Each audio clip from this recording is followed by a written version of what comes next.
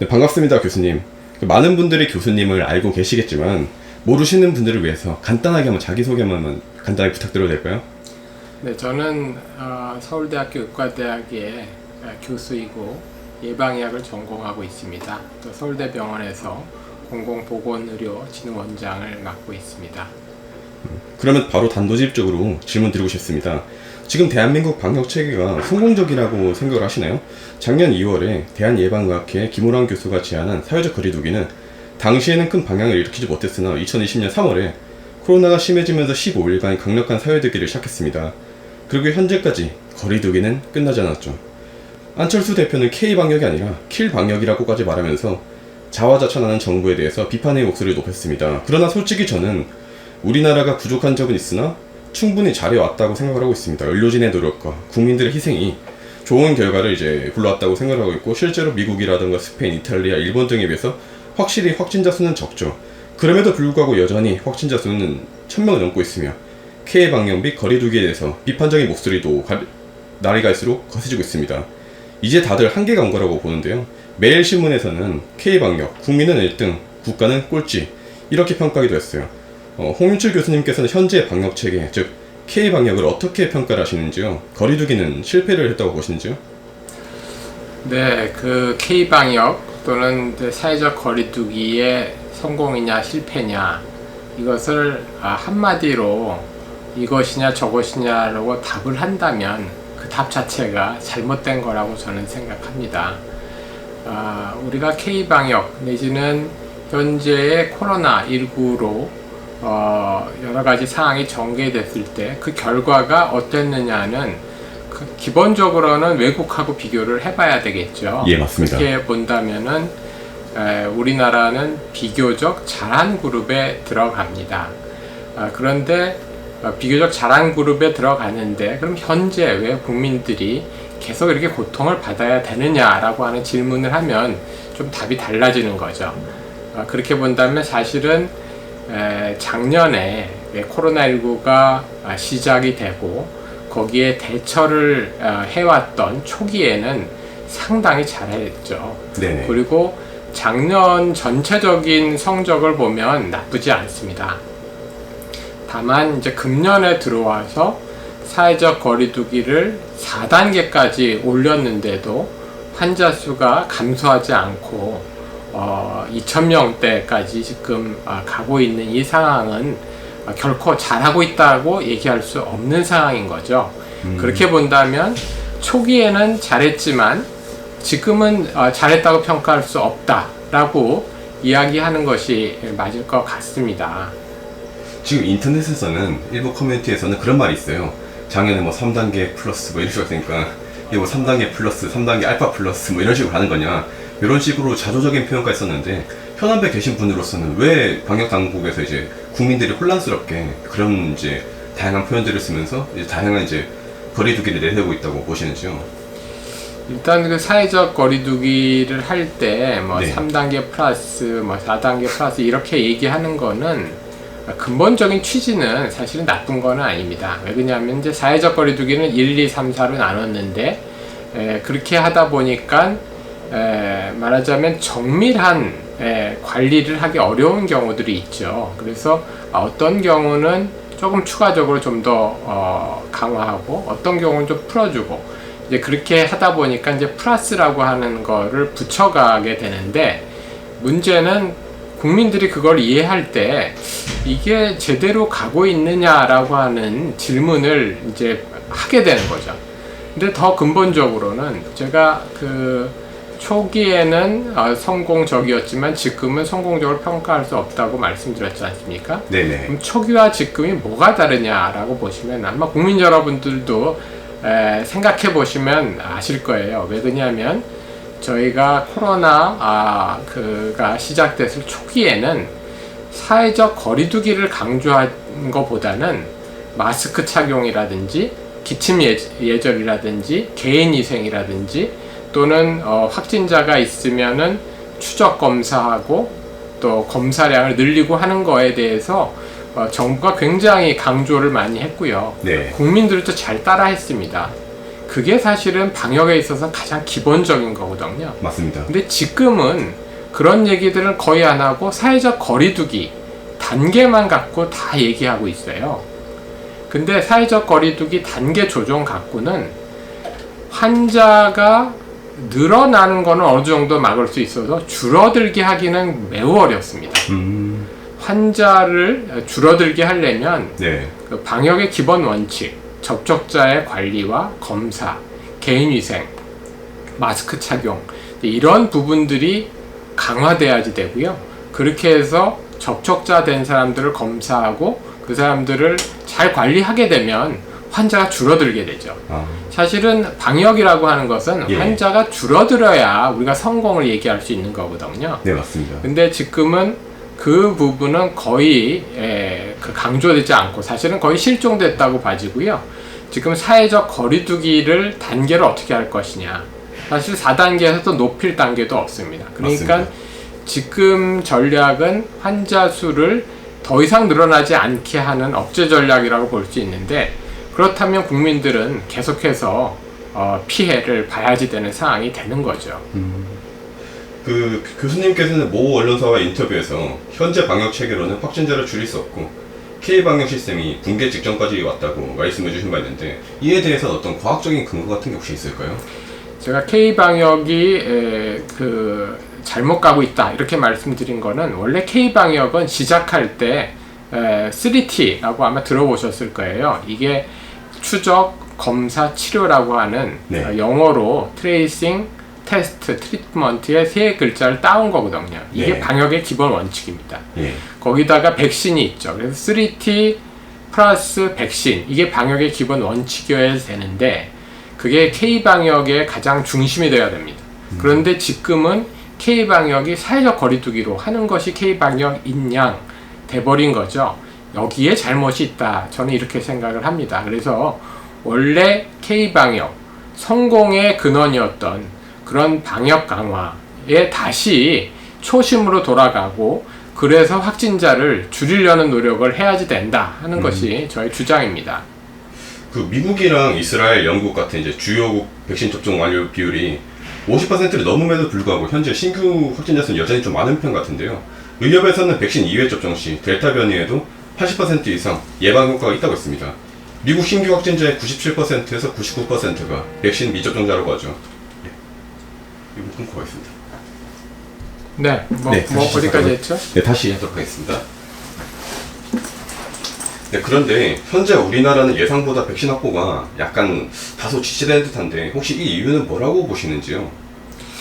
백신 확보가 사실 초기에 네. 조금 다소 충분하지 않았죠. 네, 맞습니다. 그리고 다소 지체됐고 소위 그 백신 확보 경쟁에서는 조금 뒤처진 감이 있습니다만 요즘 최근에 또 백신 확보 물량에 있어서는 뭐 많이 확보한 것 같고 또 백신 또 맞는 속도도 가속도가 붙어서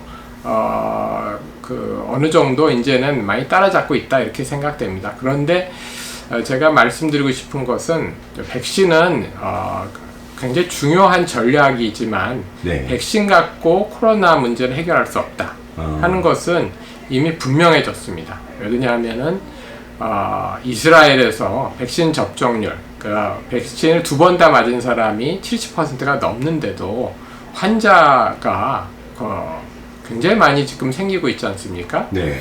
그리고 영국에서도 백신을 많이 맞추고 말하자면 그 규제 활동을 전부 다 해제하고 위드 코로나를 선언을 했죠. 그러고 나서는 지금 다시 환자 수가 너무 많아져서 병상이 모자라는 지금 상황에 와 있습니다. 그 이야기는 백신은 중요하긴 하지만 백신 갖고 코로나를 다 극복할 수는 없다 하는 것이 분명하다는 것입니다. 혹자는 그런 말도 있더라고요. 위드 코로나는 일종의 정신승리다 이런 말도 있던데 혹시 이게 어쩔 수 없는 흐름이라고 보시는지요? 위드 코로나가? 자, 위드 코로나는 코로나와 더불어 살자 하는 거죠. 네. 코로나는 사실은 더불어 살 수밖에 없는 상황인 것 같습니다. 왜냐하면 백신으로 100% 차단한다는 것이 이제 네. 불가능하다는 것이 알려졌기 때문에 더불어 살아야지 됩니다. 그렇지만 더불어 사는 것은 더불어 사는 조건을 마련해야지 더불어 살 수 있는 거고요. 그래서 위드 코로나는 우리가 가야 될 목적이라고 봐야지 되지, 위드 코로나를 지금 선언해서 자유를 누리자, 그거는 그야말로 파멸로 가는 길이다. 저는 이렇게 생각합니다. 그러면 이제 현재 거리두기는 좀 없애는 게 좋다고 보시는지요? 예를 들어서 이제 국민들이 저는 이제 어느 정도 이제 임계치에 도달했다고 보이거든요. 자영업자들도 이제 힘들고 국민도 계속해서 마스크를 쓰고 사는 삶에 지쳐 있는 것 같은데 이걸 이제 좀 풀어야 되지 않을까라는 생각도 들거든요. 사회적 거리두기는 완화해야지 됩니다. 현재 4단계이기 때문에 네. 제 생각에는 이거는 1단계 정도까지도 내려야지 된다고 생각합니다. 그런데 여기서 매우 중요한 부분은 지금 바로 내리면 걷잡을 수 없는 혼란에 빠지게 되고 네. 또 병상이 부족해지고 그야말로 재난 상황을 맞게 된다는 것입니다. 예. 그래서 위드 코로나를 이야기할 때 이 부분은 굉장히 중요한데 사람들이 이 부분을 쉽게 생각하는 것 같아요. 그건 외국에 의해서 지금 다 보고 있습니다.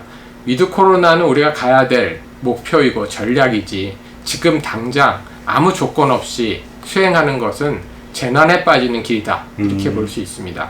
그러면 지금 어찌됐든 간에 지금 4단계인데 지금 4단계로 이렇게 가고 있는 건 어찌 보면 얄선 언어를 말한다면 이제 약간 헛짓이다라고 볼 수도 있을까요? 약간?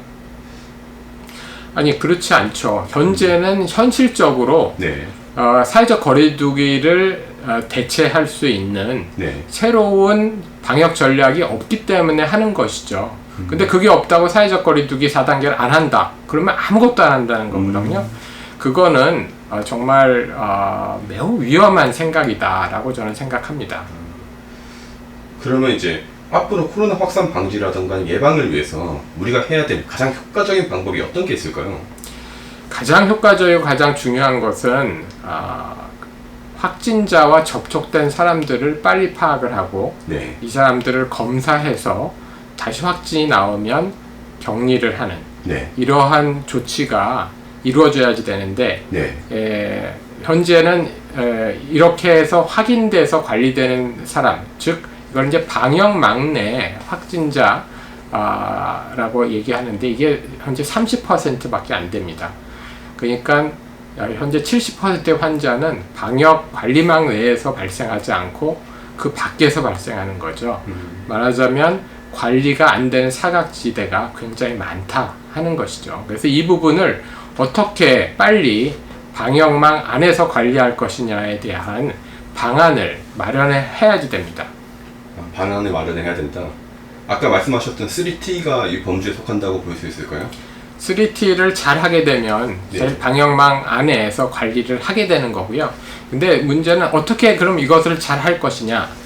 두 가지가 있습니다. 하나는 정부가 방역 인력을 조금 더 충원해서, 사실 상당히 충원을 해야죠. 상당히 충원을 해서 방역망 외에서 좀 누수되는 그 접촉자들을 빨리 찾아내는 게 굉장히 중요합니다. 네. 근데 이건 좀 시간도 걸리고 사람을 또 확보해서 교육 훈련해야지 되기 때문에 걸리는 일이 좀 있죠. 네네.